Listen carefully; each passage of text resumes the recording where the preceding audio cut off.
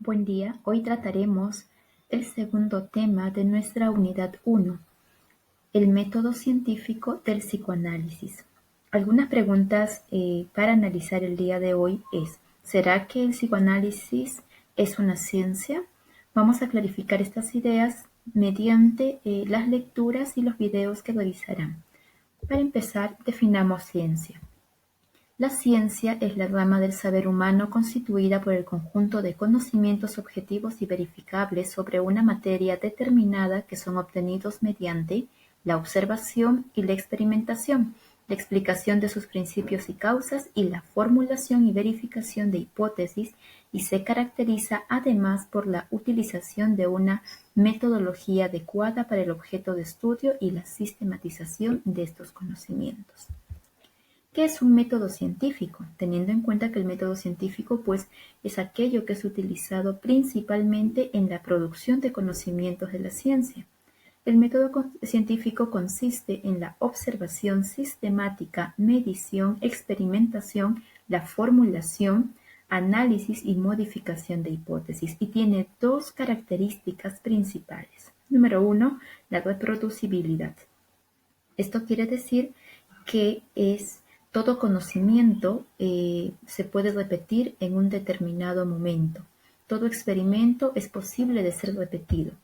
Y la segunda característica del método científico es la refutabilidad. Todo conocimiento es susceptible de ser falsada o refutada. Este es un argumento que puede ser objetado. Todo conocimiento puede ser objetado por otra persona, por otra ciencia. Entonces, ¿el psicoanálisis es una disciplina científica? De acuerdo a García de la Hoz, existen métodos para medir la cientificidad del psicoanálisis, y dentro de ellas están las ciencias duras. Y las ciencias duras cuentan con procedimientos, cuantificación de datos, reproducción de la observación, la posibilidad de predicción, la falsabilidad, que es un criterio muy importante que mencionamos anteriormente, de que todo conocimiento, todo cuerpo de conocimiento tiene la opción y la posibilidad de ser falsado, y de que todo conocimiento requiere de una terminología clara. Es importante mencionar que García de la Hoz menciona que ninguna disciplina cumple con todo, pero sí cumple con varias de ellas, pero estas no se aplican al psicoanálisis, ya que, por ejemplo, si solo cogemos una, veremos de que el psicoanálisis no tiene terminología clara. Hay términos como pulsión, catexias positivas, entre otras más, que requieren de un análisis mucho más profundo para poder comprenderlas. ¿Cuáles son algunas observaciones que se han hecho al psicoanálisis desde el enfoque de García de la Hoz? Que existe una diferencia entre el hecho psicoanalítico y el acontecimiento histórico real del paciente.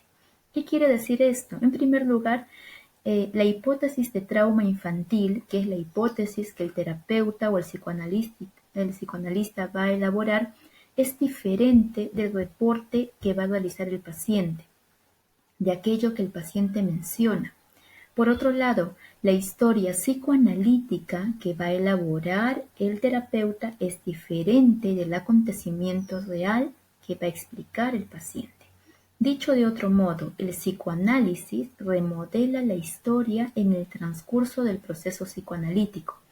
Si el paciente contó A, el psicoanálisis o el psicoanalista creará B. Y esa es una primera observación al psicoanálisis. Segunda observación, existe coincidencia entre el método y el objeto de observación.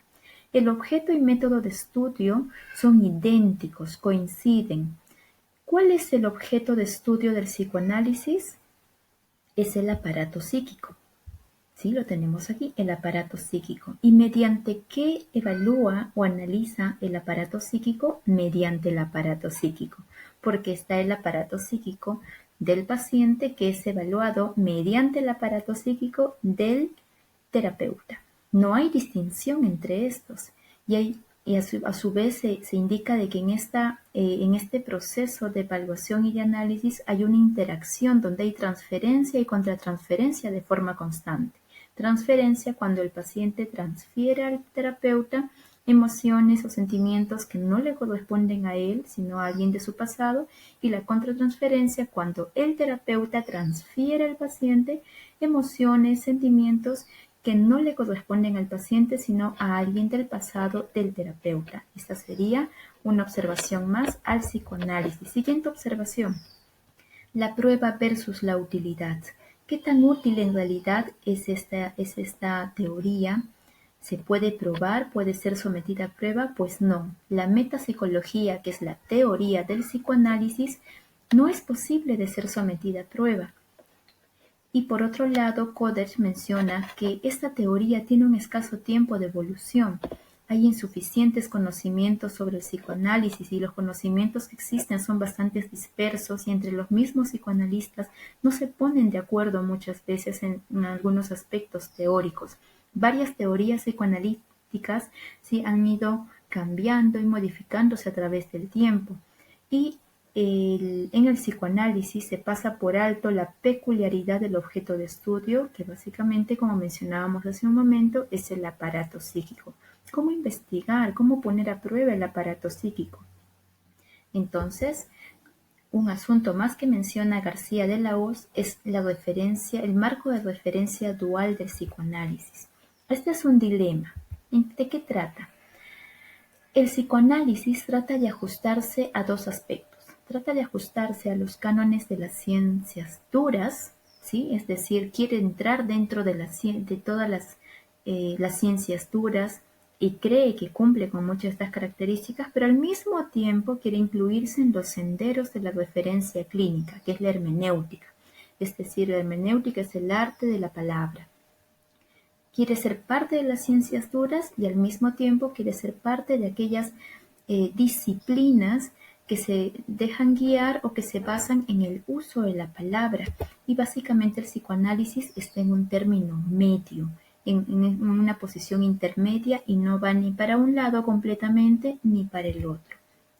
Entonces, ¿qué sucede? Tenemos un doble registro en el discurso psicoanalítico. Por un lado, quiere ser una ciencia, pero por otro lado, tiene muchas características de solo disciplinas asociadas a la comunicación. Tiene diferentes posiciones del observador. ¿Sí? Un psicoanalista podría decir o dar una conclusión respecto a un caso, mientras que otro podría llegar a otra conclusión.